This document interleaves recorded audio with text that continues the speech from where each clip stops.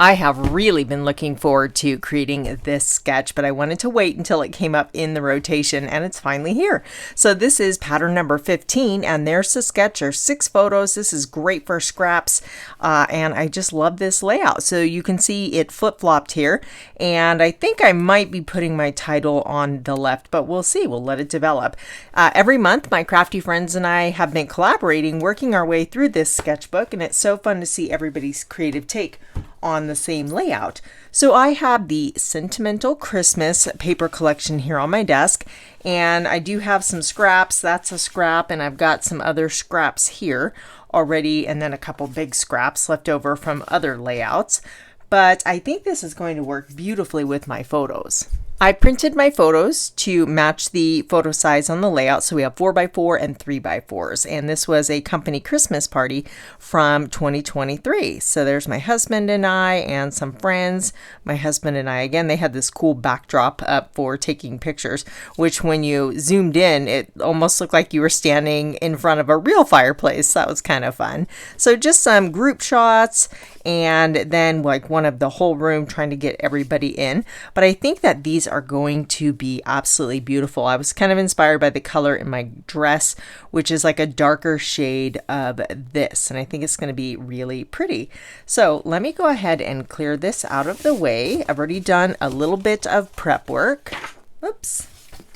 Following the sketch, I have created a frame style layout, and I've already secured that to my Versamat.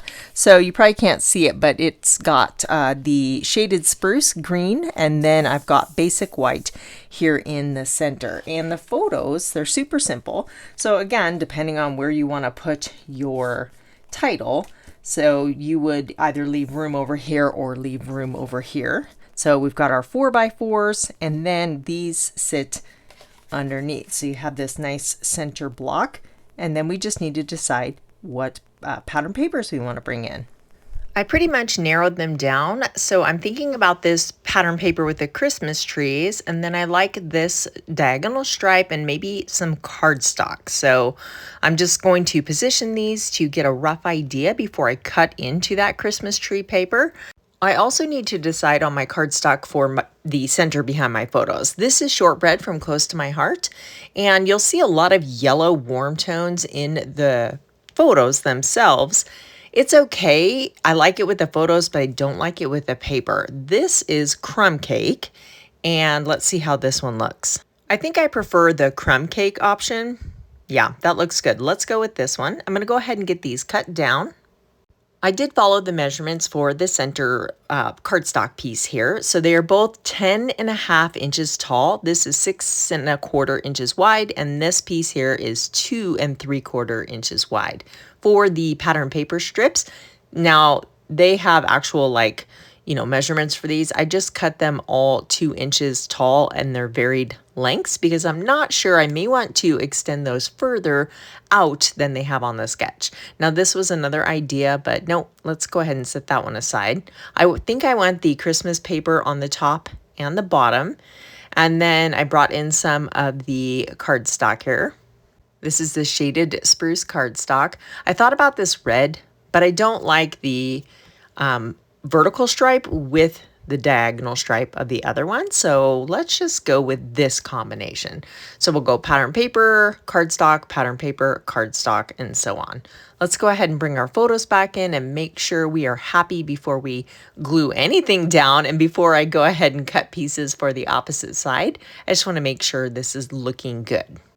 I do like this pattern paper combo, so I think I'm going to go ahead and commit, and I will cut down papers for the right hand side to match. And then I also want to trim these off because, again, I wasn't sure how long I wanted to make those, and some of these were already scraps. So now I can go ahead and trim them so I'm not wasting that paper that's hidden beneath. I'm going to go ahead and ink up all of the edges with black ink, and then I'll get everything adhered down off camera. I think I'm going to use Festive Memories from this Reindeer Memories stamp. We're going to just set that there to make sure before I commit.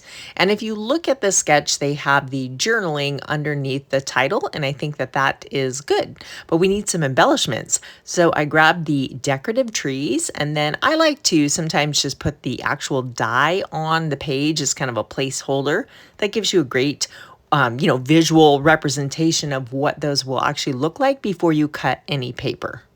I will go ahead and cut out several trees in coordinating colors. So I've got gold foil, poppy parade, and shaded spruce. And some are solid and some have patterns like you can see here in this poppy parade tree. Those are so cute.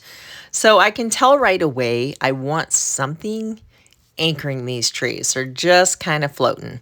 And I also want to spruce up, like this one here, he's just solid shaded spruce.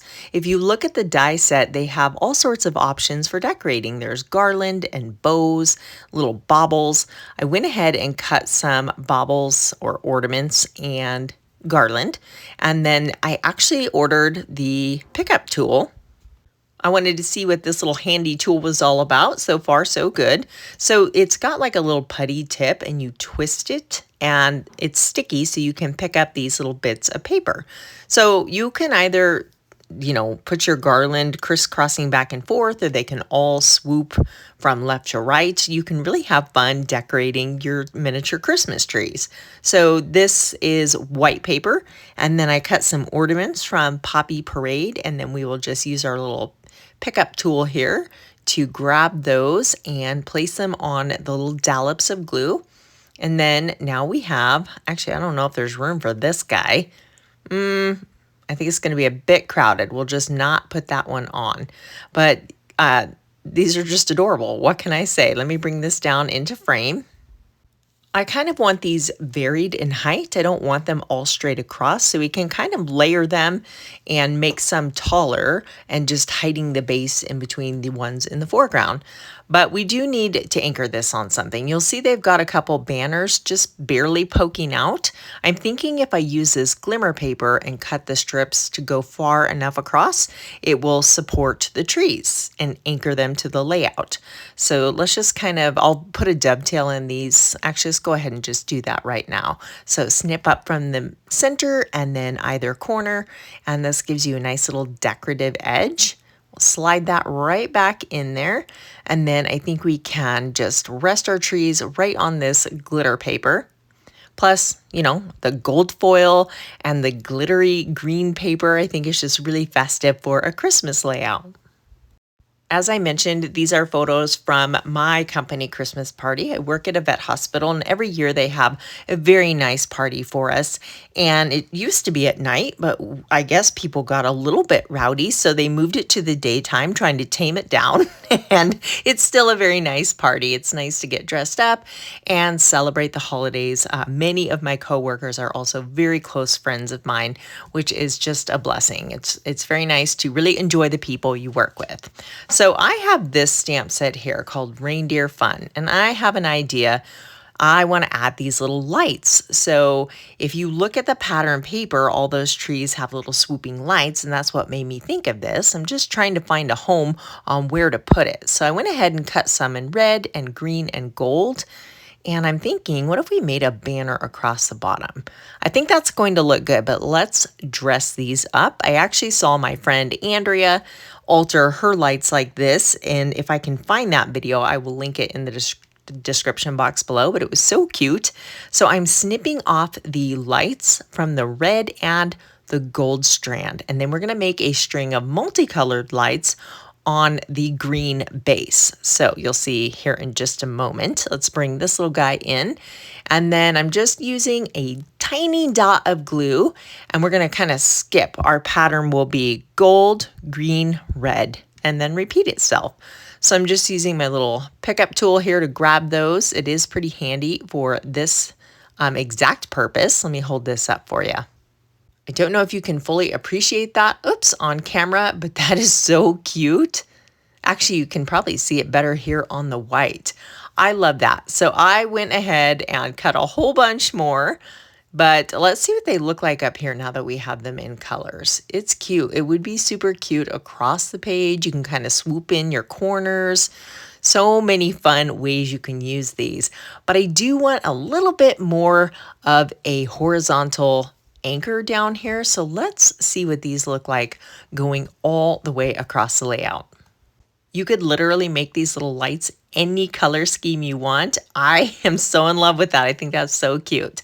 I went ahead and printed my journaling out on cardstock, and now I'm cutting it into strips. I do have a video showing exactly how I do this.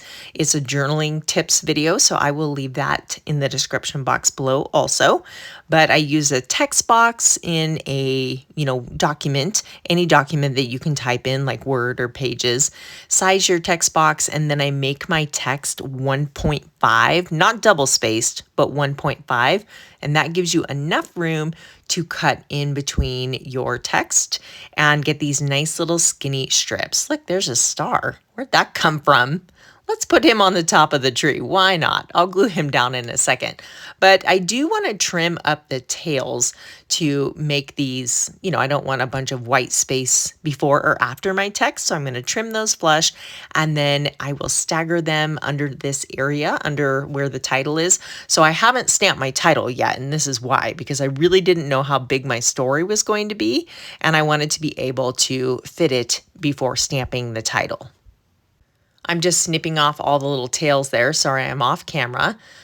Make sure you're not out of order. I have seriously glued down my strips out of order and then had to reprint it and then paste it over the other one because it wasn't in order and it was very obvious when you read it. So yeah, don't do that. It's much easier to just triple check it before gluing them down.